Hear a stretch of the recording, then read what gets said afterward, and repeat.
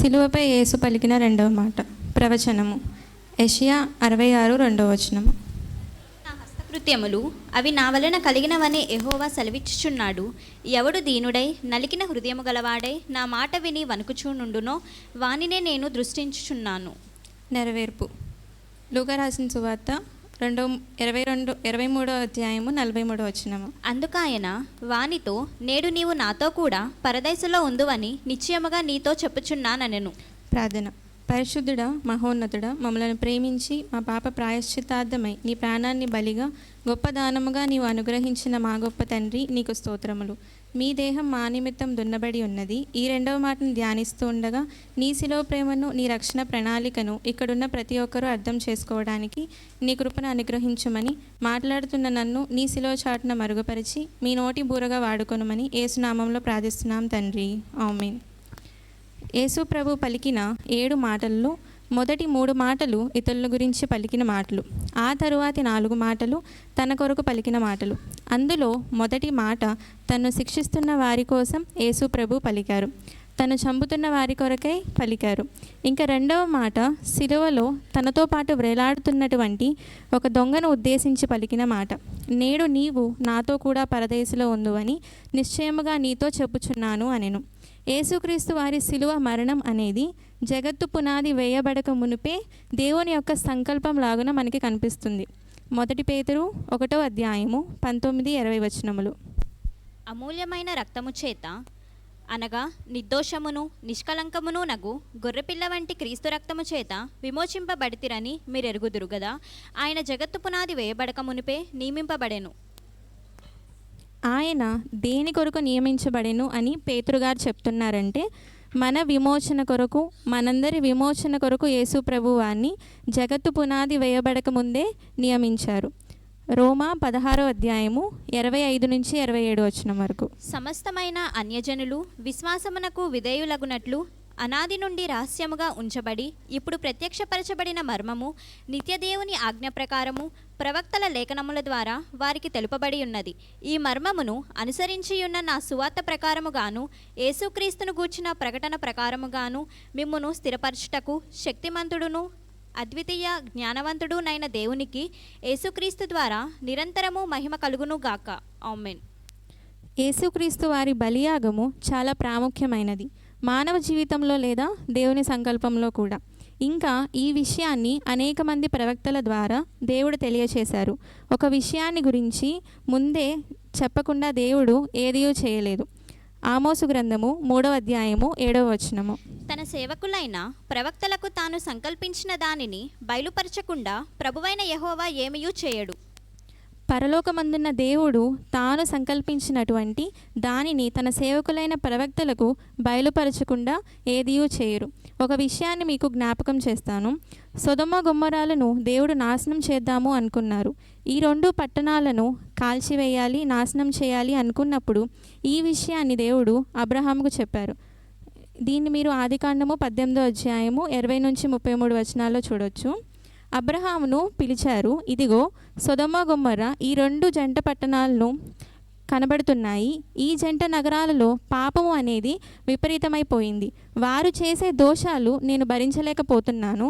వారి పాపము బహు గొప్పదాయను అని నేను ఈ 2 పట్టణాలను బూడిదగా చేద్దాము అని అనుకున్నారు. అక్కడ ఎవరున్నారంటే నీతిమంతుడైన లోతు సొదొమలో ఉన్నారు. లోతు రోజు చెప్తున్నాడు అక్కడ సొదొమ గొమొర్రా పట్టణాలలో వారి చేష్టల చేత ఆయన మనస్సుకు నొప్పించుకొనుచూ వచ్చెను అని 2 పేతురు 2:7-8 చూడవచ్చు. దుర్మార్గుల కామ వికారయుక్తమైన నడవడి చేత బహు బాధపడిన నీతిమంతుడగు లోతును తప్పించెను. ఆ నీతిమంతుడు వారి మధ్యను కాపురముండి తాను చూచిన వాటిని బట్టియు వినిన వాటిని బట్టియు వారి అక్రమమైన క్రియల విషయములో దినదినము నీతిగల తన మనసును నొప్పించుకొనుచూ వచ్చెను. అలాగే నోవాహును కూడా మనం చూస్తే జలప్రలయాన్ని గురించి దేవుడు ముందుగానే నోవాహుకు చెప్పారు.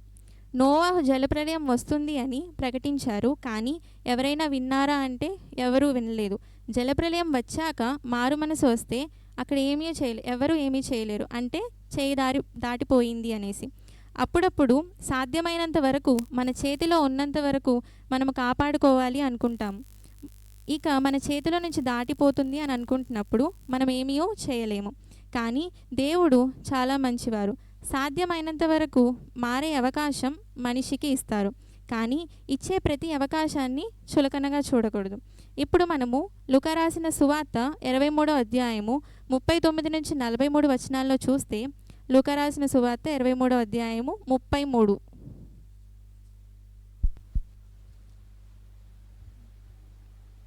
వారు కపాలమనబడిన స్థలమునకు వచ్చినప్పుడు అక్కడ కుడివైపున ఒకనిని ఎడమవైపున ఒకనిని ఆ నేరస్తులను ఆయనతో కూడా సిలువ వేసిరి. యేసుక్రీస్తు ప్రభువు సిలువ వేయబడినప్పుడు ఇద్దరు దొంగలు కూడా సిలువ వేయబడ్డారు.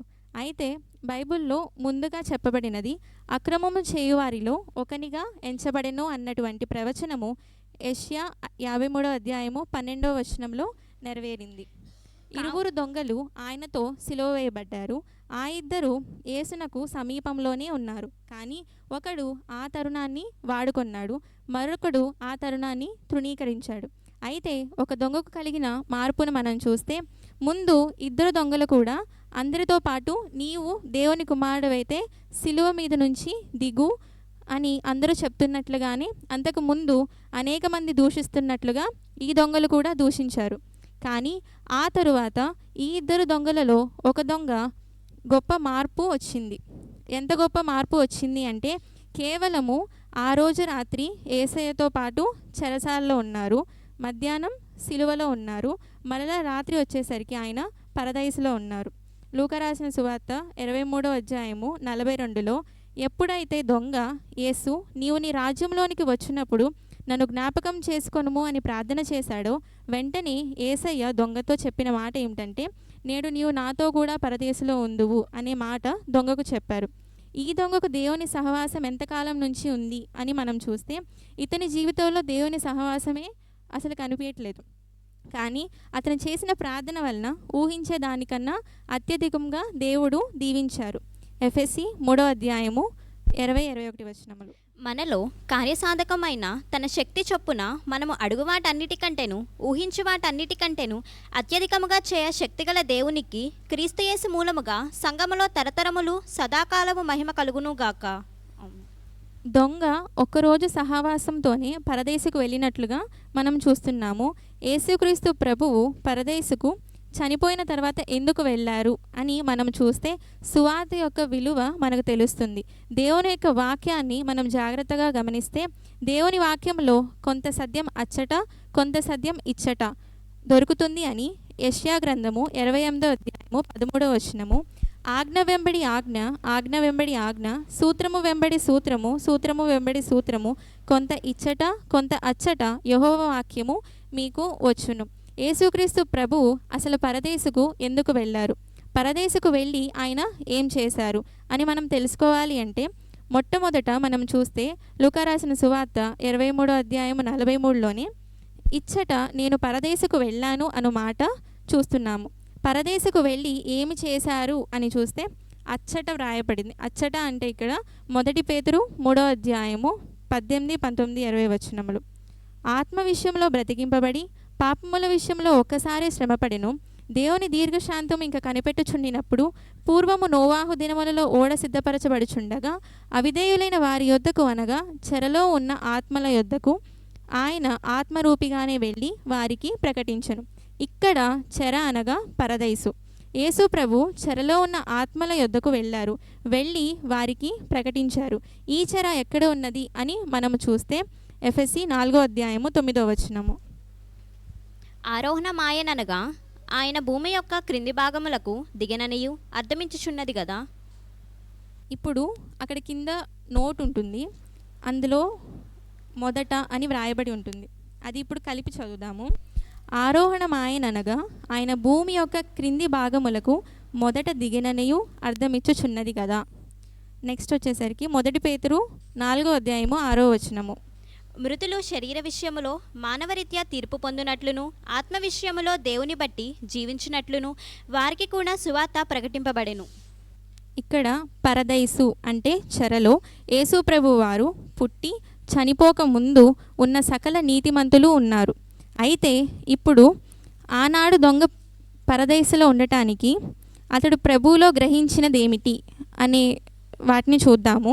ఫస్ట్ వచ్చేసరికి తన రాజ్యముతో మరలా ప్రభువు ఈ లోకానికి వస్తాడని గ్రహించాడు.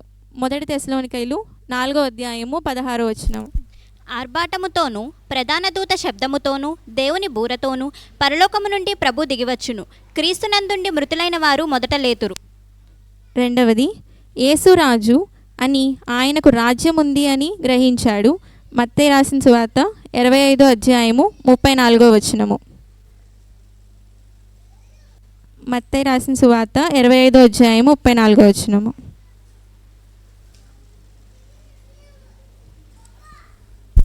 అప్పుడు రాజు తన కుడివైపున ఉన్నవారిని చూచి, నా తండ్రి చేత ఆశీర్వదించబడిన వారులారా రండి, లోకము పుట్టినది మొదలుకొని మీ కొరకు సిద్ధపరచబడిన రాజ్యమును స్వతంత్రించుకొనుడి. మూడవది, మరణం తర్వాత జీవితం ఉందని గ్రహించాడు. యోహాను 11:25. అందుకు యేసు, పునరుద్ధానమును జీవమును నేనే, నా యందు విశ్వాసముంచువాడు చనిపోయినను బ్రతుకును. నాలుగవది, ప్రభువులో పాపము లేదని గ్రహించాడు. యోహాను 8:46. నా యందు పాపమున్నదని మీలో ఎవడు స్థాపించును? నేను సత్యము చెప్పుచున్న ఎడల మీరెందుకు నన్ను నమ్మరు? ఐదవది, ప్రభువు రక్షకుడు అని గ్రహించాడు. లూకా రాసిన సువార్త 19:10. నశించిన దానిని వెదకి రక్షించుటకు మనుష్య కుమారుడు వచ్చునని అతనితో చెప్పెను. ఆరవది, ఎంత ఘోర పాపులనైనా క్షమించే దేవుడని గ్రహించాడు. మత్తయి రాసిన సువార్త 9:6. అయినను పాపములు క్షమించుటకు భూమి మీద మనుష్య కుమారునికి అధికారము కలదని మీరు తెలుసుకొనవలెనని అని చెప్పి ఆయన పక్షవాయువు గలవాని చూచి, నీవు లేచి నీ మంచమెత్తుకొని నీ ఇంటికి పొమ్మని చెప్పగా. ఏడవది, బదులు పలకని యేసులో ఓర్పును చూశాడు. 1 పేతురు 2:23. ఆయన దూషింపబడియు బదులు దూషింపలేదు. ఆయన శ్రమ పెట్టబడియు బెదిరింపక న్యాయముగా తీర్పు తీర్చు దేవునికి తన్ను తాను అప్పగించుకొనెను. ఇలా దేవుని యొక్క సార్వభౌమత్వాన్ని చూసిన తర్వాత సిలువలో రక్షింపబడిన దొంగ ఏం చేశాడు? లూకా రాసిన సువార్త 23:42. ఫస్ట్ వచ్చేసరికి ఆయనను చూచి యేసు, నీవు నీ రాజ్యంలోనికి వచ్చినప్పుడు నన్ను జ్ఞాపకము చేసుకొనుమనెను. ఇందులో ఫస్ట్ పాయింట్, తాను పాపిగా ఉన్నానని గ్రహించుకున్నాడు. రెండవది, దేవుని దగ్గర పశ్చాత్తాపాన్ని కోరాడు. మూడవది, పరలోకానికి మార్గం క్రీస్తే అని గుర్తించాడు. నాలుగవది, నన్ను జ్ఞాపకం చేసుకోండి ప్రభువా అని వేడుకొన్నాడు. ఐదవది, నీ రాజ్యంలో నన్ను చేర్చు ప్రభువా అని వేడుకొన్నాడు. దొంగ యొక్క మారు మనసునకు పొందిన బహుమానం లేదా సమాధానమే లూకా రాసిన సువార్త 23:43. ఈ దొంగ నన్ను జ్ఞాపకం చేసుకొనుము అని ఎలాగైతే అడిగాడో అలాగే ప్రభువు ఎవరిని జ్ఞాపకం చేసుకుంటారు అని అంటే, మొదటిది, యథార్థ హృదయముతో ప్రార్థన చేసేవారిని ఆయన జ్ఞాపకము చేసుకుంటారు. 2 రాజులు 20:3. యెహోవా యథార్థ హృదయుడునై సత్యముతో నీ సన్నిధిని నేనెట్లు నడుచుకొంటినో, నీ దృష్టికి అనుకూలముగా సమస్తమును నేనెట్లు జరిగించితినో కృపతో జ్ఞాపకము చేసుకొనుమని హిజ్కియా కన్నీళ్లు విడుచుచు యెహోవాను ప్రార్థించెను. రెండవది, నైవేద్యములను అనగా ప్రభువుకు హృదయములలో సమర్పించే వారిని జ్ఞాపకము చేసుకుంటారు. కీర్తనలు 20:3. ఆయన నీ నైవేద్యములన్నిటినీ జ్ఞాపకము చేసుకొనును గాక, నీ దహన బలులను అంగీకరించును గాక. మూడవది, నీతిమంతులను ఆయన జ్ఞాపకం చేసుకుంటారు కనుక నీతి క్రియలను కలిగి జీవించాలి. కీర్తనలు 112:6.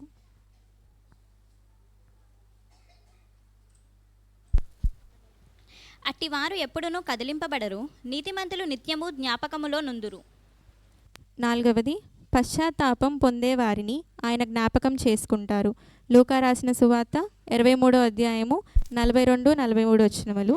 ఐదవది, విశ్వాసము గలవారి సంతానమును ఆయన జ్ఞాపకం చేసుకుంటారు. ఆదికాండము 19:29. దేవుడు ఆ మైదానపు పట్టణములను పాడు చేసినప్పుడు దేవుడు అబ్రహామును జ్ఞాపకము చేసుకొని లోతు కాపురమున్న పట్టణములను నాశనము చేసినప్పుడు ఆ నాశనము మధ్యన లోతు నశించకుండా అతన్ని తప్పించెను. 6వది, దేవుని మనవి చేసే వారిని ఆయన జ్ఞాపకం చేసుకుంటారు. ఆదికాండము 30వ అధ్యాయము 22వ వచనము. దేవుడు రాహేలును జ్ఞాపకము చేసుకొని ఆమె మనవి విని ఆమె గర్భము తెరచెను. అయితే ఇప్పుడు ఒక 2 వచనాలను మనం కలిపి చూద్దాము. లూకా రాసిన సువార్త 16వ అధ్యాయము 22-23, ఇంకా లూకా రాసిన సువార్త 23-43. ఆ దరిద్రుడు చనిపోయి దేవదూతల చేత అబ్రహాము రొమ్మున ఆనుకొనుటకు కొనిపోబడెను. ధనవంతుడు కూడా చనిపోయి పాతిపెట్టబడెను. అప్పుడతడు పాతాళములో బాధపడుచు కన్నులెత్తి దూరము నుండి అబ్రహామును అతని రొమ్మున ఆనుకొనియున్న లాజరును చూచి, అందుకాయన వానితో, నేడు నీవు నాతో కూడా పరదేశంలో ఉందువని నిశ్చయముగా నీతో చెప్పుచున్నానెను. అయితే ఈ 2 వచనాలను కలిసి మనకు ఒక గొప్ప ఆత్మీయ సత్యాన్ని తెలియచేస్తుంది. లూకా రాసిన సువార్త 16వ అధ్యాయంలో లాజరు మరణించిన తరువాత అబ్రహాము ఒడిలో విశ్రాంతి పొందగా ధనవంతుడు నరకయాతనలో ఉన్నాడని యేసు చెప్తారు. దీనివల్ల మరణం అంతం కాదని, ప్రతి మనిషి తన జీవితానికి అనుగుణంగా వేరే వేరే స్థితిలో ఉండటానికి అర్థమవుతుంది. అదే సమయంలో లూకా రాసిన సువార్త 23వ అధ్యాయము 43లో యేసు సిలువపై ఉన్న దొంగతో, నేడు నీవు నాతో కూడా పరదేశంలో ఉండెదవు అని చెప్పడం ద్వారా పరదేశు అనేది దేవునితో సమాధానంగా ఉండే స్థలము అని స్పష్టమవుతుంది. లూకా రాసిన సువార్త 16వ అధ్యాయంలో చెప్పిన అబ్రహాము ఒడి మరియు లూకా రాసిన సువార్త 23వ అధ్యాయంలో చెప్పిన పరదేశు, అబ్రహాము ఒడి, పరదేశు, ఈ 2 ఒకే భావాన్ని సూచిస్తున్నాయి. ఈ 2 వచనాలను కలిపి చూడగా రక్షణ యేసు ద్వారా లభిస్తుందని, అది వెంటనే అనుభవించబడుతుందని తెలుస్తుంది.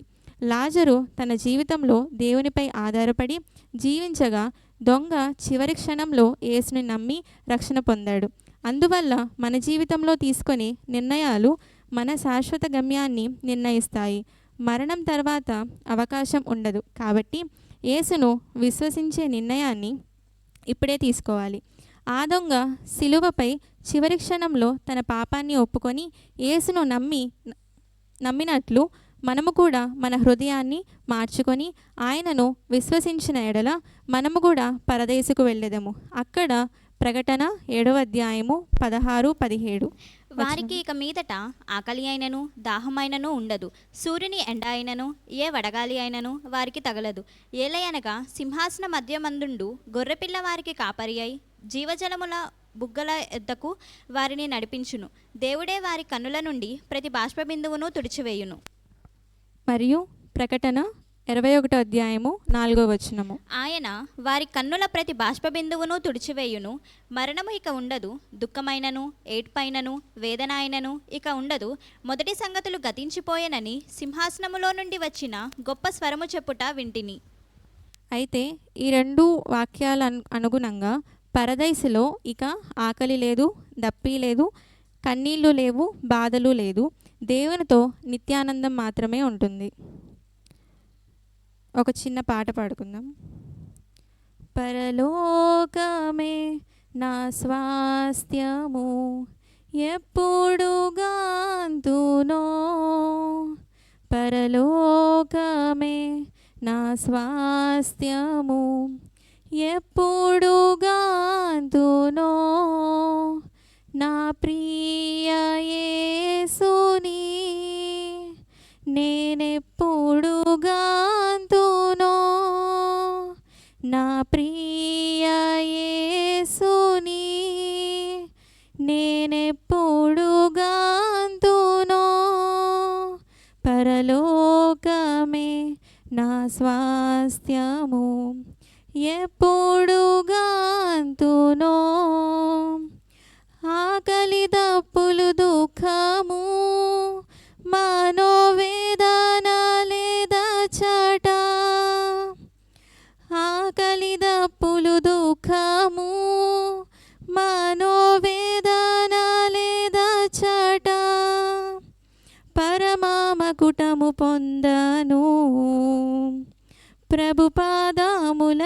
చేరెదను, పరమామకుటము పొందను, ప్రభు పాదముల చేరెదను, పరలోకమే నా స్వాస్థ్యము.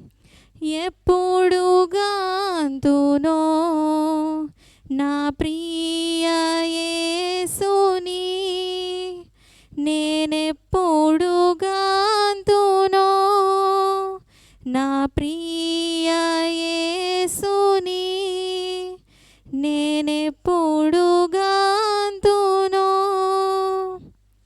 ఈ చిన్ని వాక్యము మీ హృదయంలో బడపరచునుగాక. ఆమేన్.